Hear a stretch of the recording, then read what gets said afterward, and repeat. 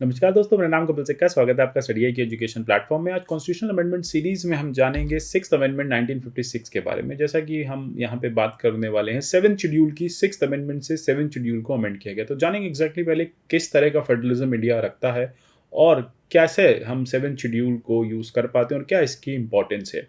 आप अगर जुडिशरी की प्रिपरेशन कर रहे हैं तो राजस्थान जुडिशरी या फिर इसके अलावा और बहुत सारे जुडिशियल एग्जाम्स की प्रिपरेशन आप हमारे साथ कर सकते हैं। इसके कोर्सेज हमारे यहाँ अवेलेबल है। आप नीचे डिस्क्रिप्शन बॉक्स में दिए लिंक के थ्रू इन कोर्सेज को एक्सेस कर सकते हैं। स्टडी आई की पर विभिन्न माध्यमों से हमसे जुड़ सकते हैं। मेरे जितने भी वीडियोज आते हैं इन सबके पीडीएफ आप मेरे टेलीग्राम चैनल @कपिल लाइव से डाउनलोड कर सकते हैं। अगर आप मुझे फॉलो करना चाहते हैं तो आप मुझे @कपिल सिक्का ट्विटर हैंडल पे भी फॉलो कर सकते हैं। तो बात करते हैं सिक्स्थ अमेंडमेंट एक्ट की। 1956 में लाया गया था। देखो, बहुत ज़्यादा इंपॉर्टेंस इस अमेंडमेंट एक्ट की हमारे पास नहीं है, बट हाँ, इसके थ्रू हम ये जानेंगे कि किस तरह से seven schedule of the constitution work करता है। तो इस वीडियो में आज सेवन शेड्यूल के बारे में भी एक ग्लांस में आपको दे दूंगा। सबसे पहले हम बात करते हैं फेडरलिज्म की। देखो, फेडरलिज्म होता क्या है, कई लोग कंफ्यूज रहते हैं। फेडरलिज्म का सिंपल मतलब है कि लेजिस्लेटिव पावर शेयरिंग। याद रखिएगा, लॉ बनाने की लेजिस्लेटिव पावर शेयरिंग जब एक से ज़्यादा ऑर्गेनाइजेशंस के बीच में, गवर्नमेंट्स के बीच में, लेयर्स ऑफ द गवर्नमेंट के बीच में हो जाती है तो हम उसको कहते हैं कि हम एक फेडरल नेशन हैं। जैसे इंडिया के लिए कहा जाता है कि अगर आप आर्टिकल 246 पढ़ोगे तो उसमें फेडरलिज्म की स्कीम दी हुई है। मतलब ये बताया जाता है कि कौन कौन सी लेजिस्लेटिव पावर आपने पार्लियामेंट को दी है, कौन कौन सी लेजिस्लेटिव पावर स्टेट लेजिस्लेचर के पास है और ऐसे कौन से सब्जेक्ट्स हैं जिसपे सेंटर और स्टेट दोनों मिल के कॉन्करेंटली लॉ बना सकती हैं। तो ये सब कहाँ मेंशन है? आर्टिकल 246 के थ्रू शेड्यूल 7 में मेंशन है। यानी आप कह सकते हैं कि शेड्यूल 7 आर्टिकल 246 से अपनी पावर ड्रॉ करता है। जब आप शेड्यूल 7 को बहुत डिटेल में भी पढ़ेंगे तो आप जानेंगे कि बहुत सेंटर हैवी फेडरल स्कीम है हमारी। हम कहने के नाम पे फेडरलिज्म है। देखो, फेडरलिज्म बात करता है पावर शेयरिंग की, लेकिन यहाँ पे जब पावर शेयरिंग हो ही नहीं रही या फिर पावर टिल्टेड है सेंटर की तरफ, तो कई लोग ये कहते हैं कि भारत एक फेडरलिज्म नहीं है। इनफैक्ट अगर आप केसी वेहरे की बात करें, केसी वेहरे ने लिखा है कि इंडिया जो है वो एक क्वासाई फेडरल नेशन है। क्वासाई फेडरल टर्म कहाँ से आया? मतलब कुछ तो हम समान हैं फेडरल कंट्रीज़ के और कुछ हम समान हैं यूनिटरी कंट्रीज़ के। तो हम एक सेमी फेडरल कंट्री आप कह सकते हैं, हम यहाँ पे फॉर्म करते हैं। तो हमारा जो है वो प्योर फेडरल मॉडल नहीं है। कई बार हमें यूएस के साथ कंपेयर किया जाता है और कहा जाता है कि हम कमिंग टुगेदर वाले फेडरलिज्म में नहीं है, हम होल्डिंग टुगेदर वाले हैं। जैसे कि आप बात करेंगे यूएस के 50 स्टेट्स की, तो यूएस के स्टेट्स ने मिल के आपस में कॉन्ट्रैक्ट किया और एक दी यूनाइटेड स्टेट्स ऑफ अमेरिका बनाया। यहाँ पे वो लोग साथ में आए खुद से, तो कमिंग टुगेदर हुआ उस फेडरलिज्म में। इंडिया में हमने सारे प्रिंसली स्टेट्स को, नए स्टेट्स को, अलग अलग डाइवर्सिटीज़ को अकोमोडेट किया और उनको एक साथ होल्ड करके रखा। तो हमने होल्डिंग टुगेदर कैसे किया? कॉन्स्टिट्यूशन में यूनिटरी प्रोविजंस देके, या फिर आप कह सकते हैं कि यूनिटरी बायस्ड मॉडल देके। तो ये सारी चीज़ें हमने की और इसी के चलते हमने 3 अलग अलग लिस्ट जो है वो प्रिपेयर करी शेड्यूल 7 में। Central list, state list, union list, state list और कॉन्करेंट लिस्ट। ठीक है, तो यही हुआ था।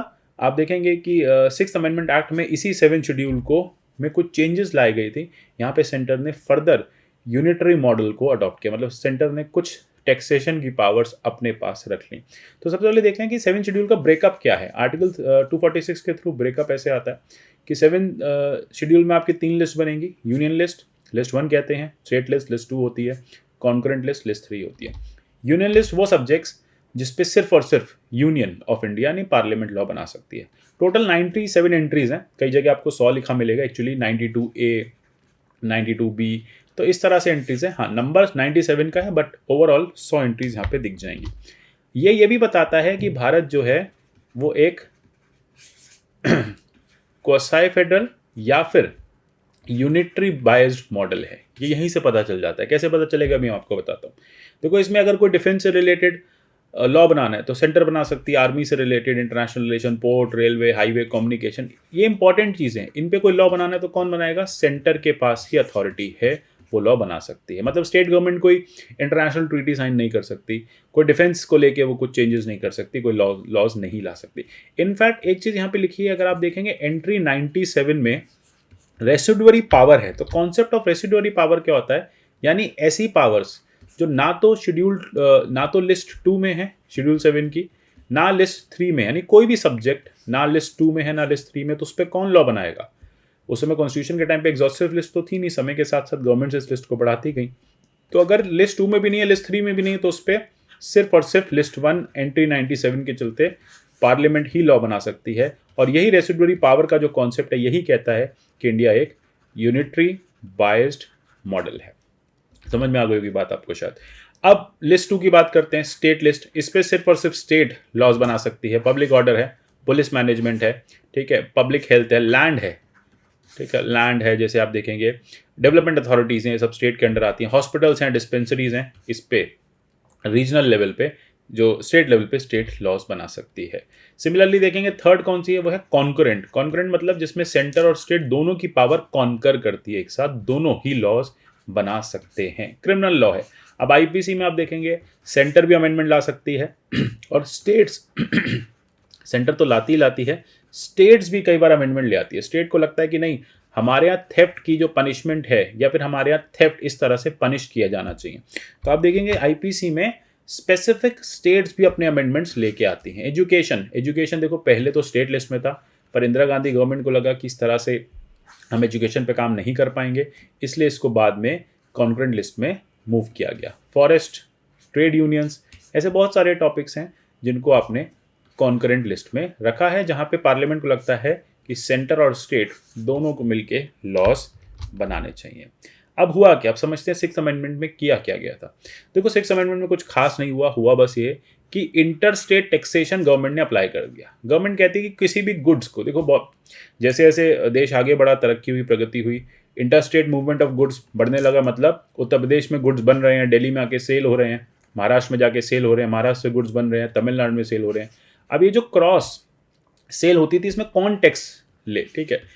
अब इसमें सेंट्रल गवर्नमेंट ने कहा कि देखो जितने भी इंटर स्टेट टैक्स सेल्स हैं गुड्स की, एक्सेप्ट न्यूज़पेपर तो देखो छपता कहीं था, बिकता कहीं और, तो उस समय इतनी प्रिंटिंग प्रेस नहीं होती थी देश में, 7-8 प्रिंटिंग प्रेस थी, वो पूरे देश को न्यूज़पेपर भेजते थे। तो न्यूज़पेपर एक इंपॉर्टेंट कमोडिटी थी, इसलिए इसको रोक दिया गया।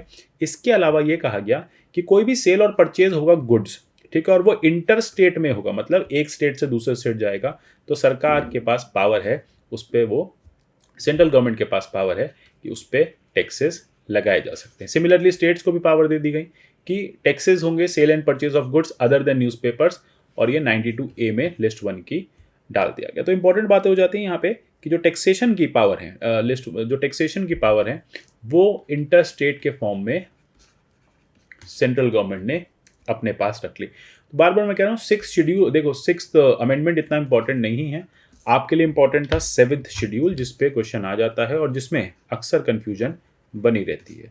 तो आशा करता हूँ इस अमेंडमेंट के थ्रू आपको समझ में आ गया होगा कि 7th शेड्यूल में एग्जैक्टली क्या हुआ था और किस तरह से 7th शेड्यूल में हमने देखा कि जब हम बात करते हैं फेडरलिज्म की, तो हम एक यूनिटरी बाइज्ड मॉडल में एग्जिस्ट करते हैं। इंडिया जो है एक यूनिटरी बाइज्ड मॉडल में एग्जिस्ट करता है और इसी को केसी विहारी कहते हैं कि हम एक क्वासी फेडरल नेशन है।